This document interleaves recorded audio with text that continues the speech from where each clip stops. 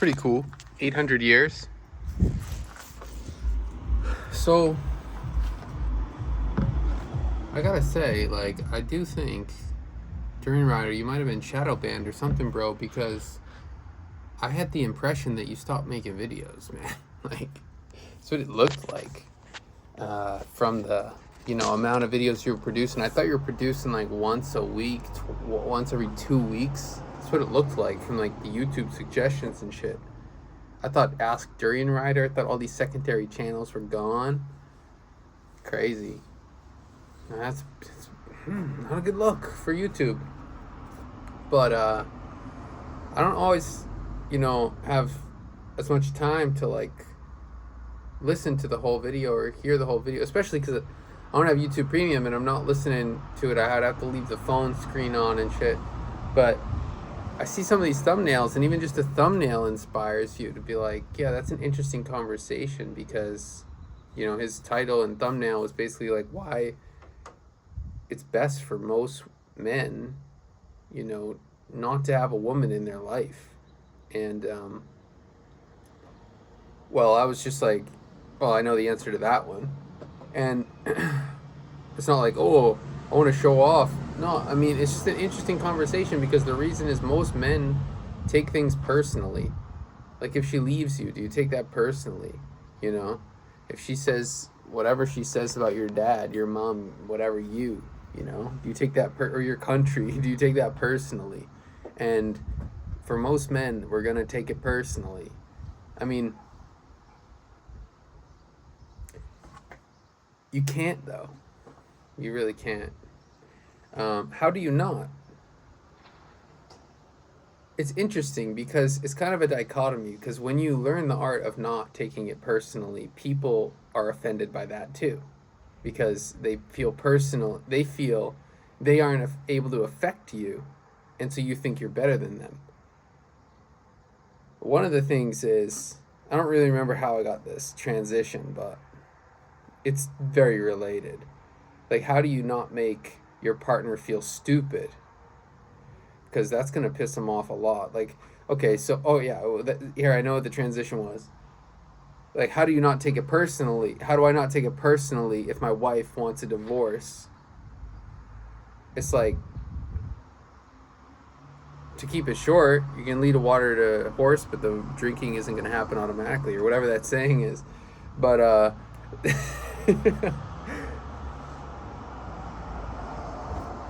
here's how I don't take it personally. I don't take it personally by saying, even smart people make really dumb decisions. It's just proof to me how bad decision making can be when it's emotionally driven. And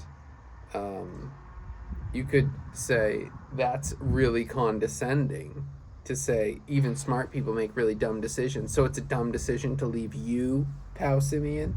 It's like, I'm not trying to call you dumb, but it's just proof that really smart people do really stupid things. It's like, dude, the reason she's leaving you is because you make her feel stupid. And it's just this whole thing, Oh, okay, fine, I guess, yeah. I make everyone feel stupid because I ask what the purpose was every time. Let's get back to that.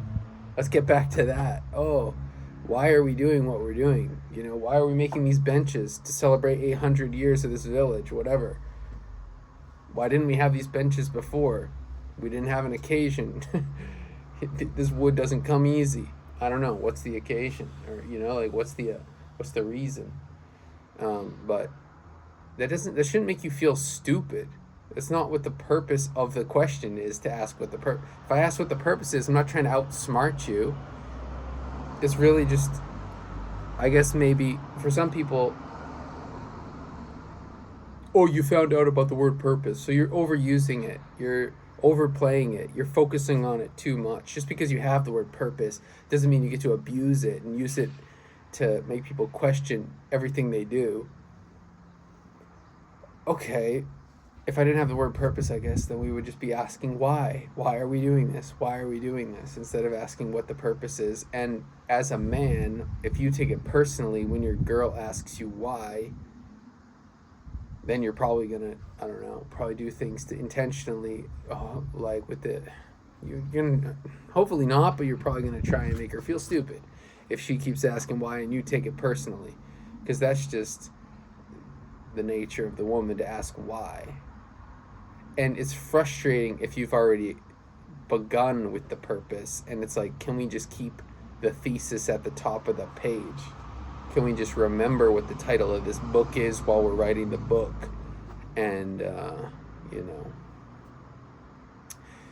for me, the purpose being forever, to achieve, you know, a lifelong partnership, you have to have a certain amount of longevity, ability, endurance. You have to think longer term, and then you're arguing more like short term versus long term. It's almost like stock trading or something, but you're arguing, and you're both trying to, maybe with the, you're both fighting with the same intention to keep yourselves together. And you might say, with a super long term look, this strategy in the short term to keep us together is going to break us apart in the long term. So this strategy isn't actually keeping us together. But how do you not take it personally? You know, how do you not take it personally is really the question. Because most men will take it personally when their girlfriend, you know, cuts them down, which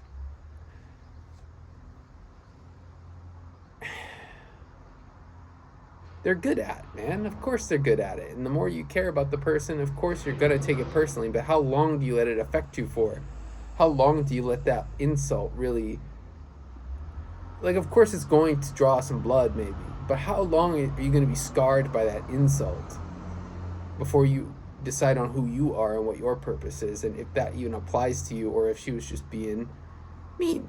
And that can happen too, because she took something personally, which is very hard to control when the other person takes something personally, unless you're trying to get them to take it personally, and then don't be surprised if they do. But then you have to be honest about that with yourself.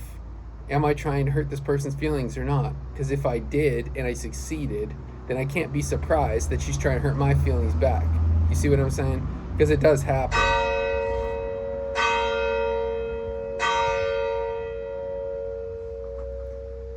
Yeah, it does happen. But then you have to ask yourself, like, why am I even with this? Like, if I'm Durianrider and I'm with, like, some young girl, I'm like, did her dad ask me to adopt her? Like, at what level am I even with her for her, or am I just with her because it's like, it suits me? It's fun for me to train people. It's fun for me to, you know, help people progress and watch their progression and stuff. That's fun, but then, yeah, you got to be with that person for a higher reason than yourself. I don't think I fully understood that when I was 25. I didn't realize, like, I got to be the answer to her parents' prayers, you know, like what they wished for her, you know. Otherwise, what am I really? You know, I'm just a consumer, basically. But, like, how do you, like, another question is, how do you not make people feel stupid, you know? How do you do that? That's pretty hard. And what I was thinking about before was, I was just thinking, I don't think it's really much you can do. Because if you're a smart person, and so my partner, who I was married to, very smart, but I made her feel stupid all the time. How did I do that? I didn't do it. All smart people feel stupid all the time. That's just how you end up getting inspired to learn more. So the smarter you are, the more times you just felt stupid and felt like you needed to learn. And you're like, yeah, I'm reading Wikipedia, but I've been reading Wikipedia for about 5 minutes, and I read Wikipedia about 25 minutes a month. Like, is that really, like, you know? I don't feel like that's really much reading. Doesn't feel smart. So you feel stupid because I only read, whatever, I only read 25 minutes a month on Wikipedia. I mean, it's better than fucking reading some bullshit that somebody wrote on a forum or in a fucking TikTok comment or something like that. But, like, you know, you start reading the Wikipedia and you're like, I don't know this word, I don't know this word. You feel stupid. That's how you end up learning more words.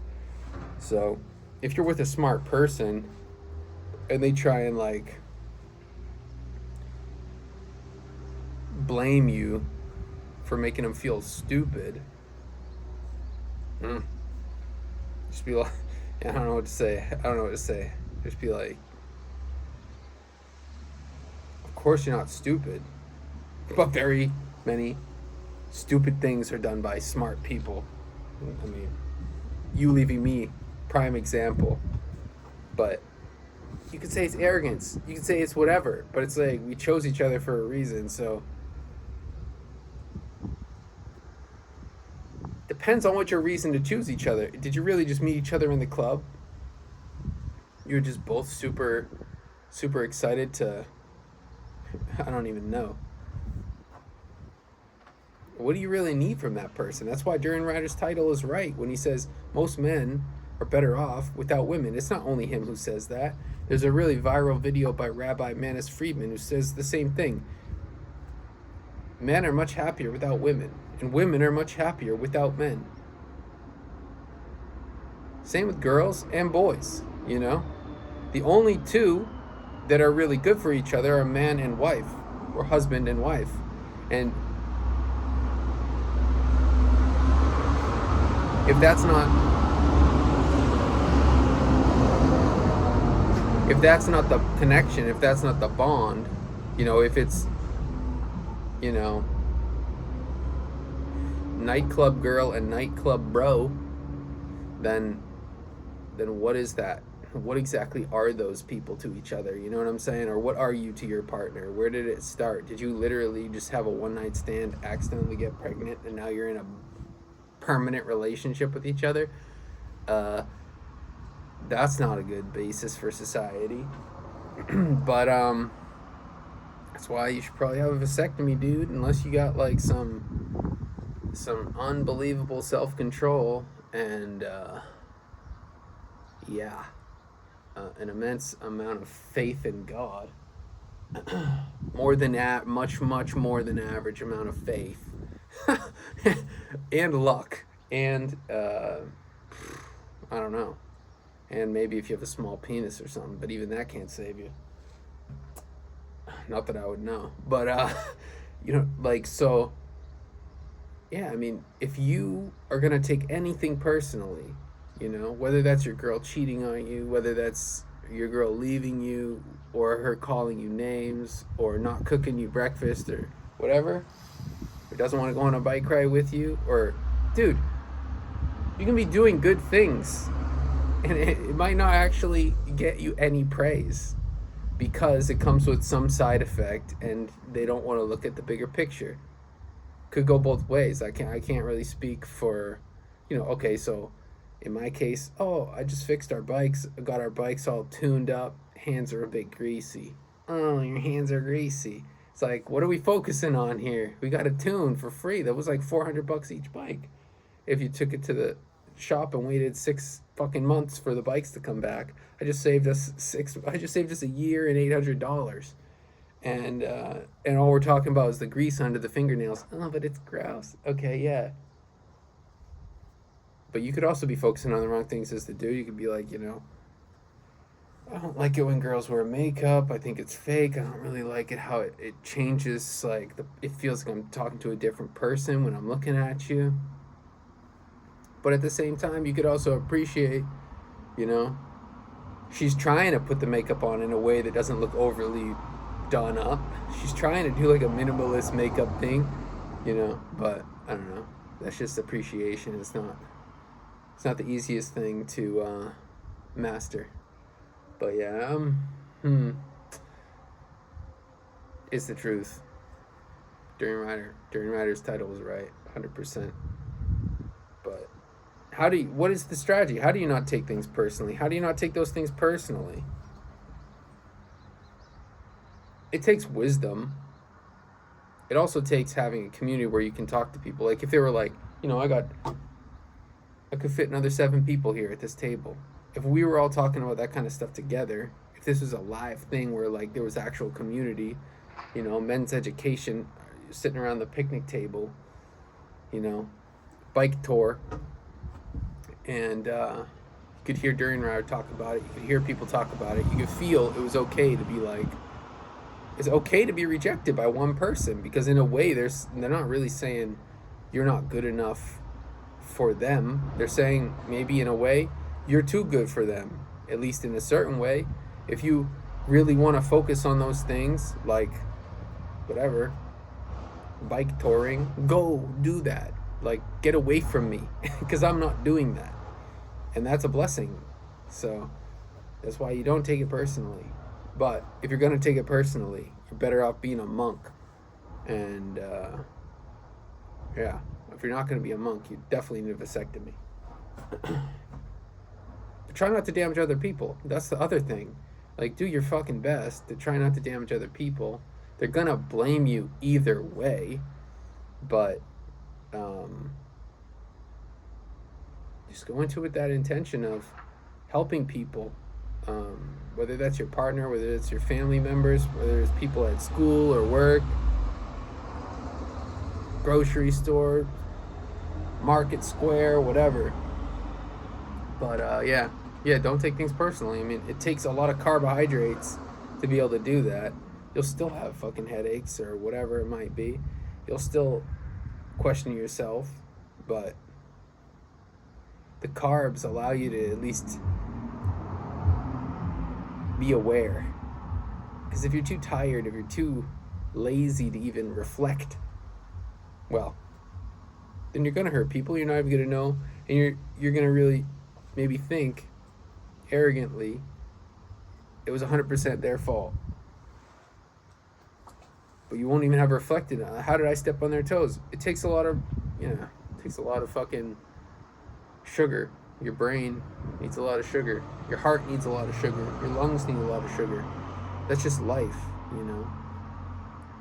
But your consciousness does not feed off of protein. That's really it. Just end it right there.